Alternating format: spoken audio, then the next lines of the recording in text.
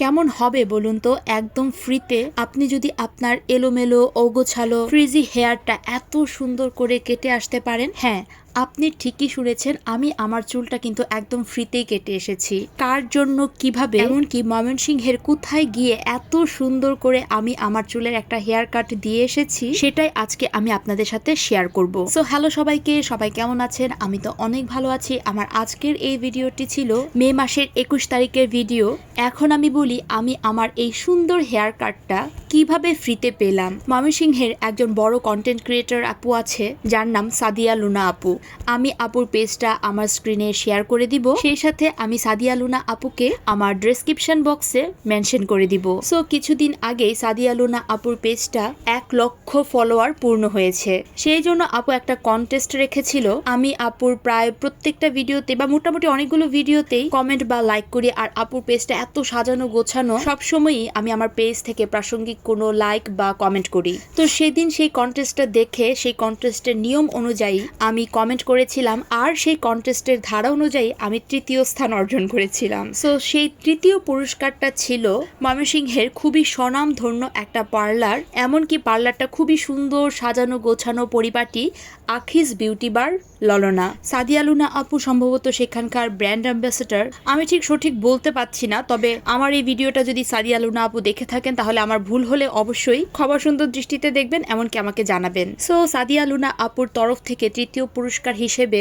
আখিস beauty বার ললনাতে গিয়ে আমি আমার চুলটা এত সুন্দর একটা হেয়ার কাট আমি ফ্রিতে পেয়ে গেছি। আর এই হেয়ার কাটটা শর্ট বাটারফ্লাই হেয়ার কাট ছিল।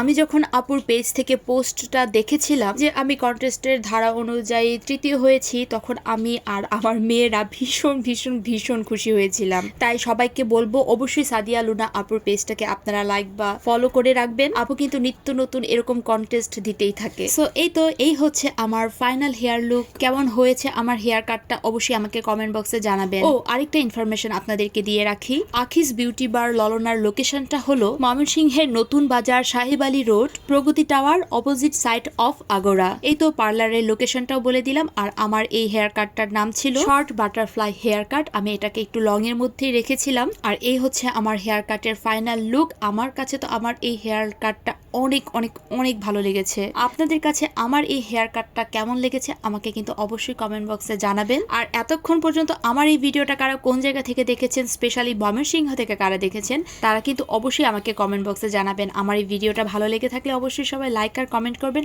আর আমার পেজটাকে লাইক বা ফলো করে দিতে কিন্তু একদম ভুলবেন না। আর আমার সবগুলো ভিডিও করে দিয়েছিল আমার ছোট বোন সৃষ্টি। তো সৃষ্টিকেও অনেক অনেক অনেক ধন্যবাদ এত সুন্দর করে সবগুলো ভিডিও করে দেওয়ার জন্য। সামনের দিক থেকে তো আপনারা আমার হেয়ার কাটটা দেখেছেন, আর পেছনের লুকটা ছিল ঠিক এইরকম। যেহেতু হেয়ার কাটটা করার পরে হিট দিয়ে চুলটাকে সুন্দর করে কার্ল করে দিয়েছে, সো এই কার্লটা কিন্তু একদম টেম্পোরারি। এই কার্লি হেয়ারটা কিন্তু যে সব সময় থাকবে তা কিন্তু নয়। সো মোটামুটি অনেক ইনফরমেশনই আমি আমার ভিডিওতে দিয়ে দিয়েছি। তারপরেও যদি আপনাদের কোনো কিছু জানার থাকে অবশ্যই আমাকে কমেন্ট বক্সে কমেন্ট করে জানতে পারেন। তো আজকের এই হেয়ার কাটের সুন্দর ভিডিওটা এই পর্যন্তই। দেখা হবে আপনাদের সাথে আমার পরবর্তী একটা ভিডিওতে। So tata.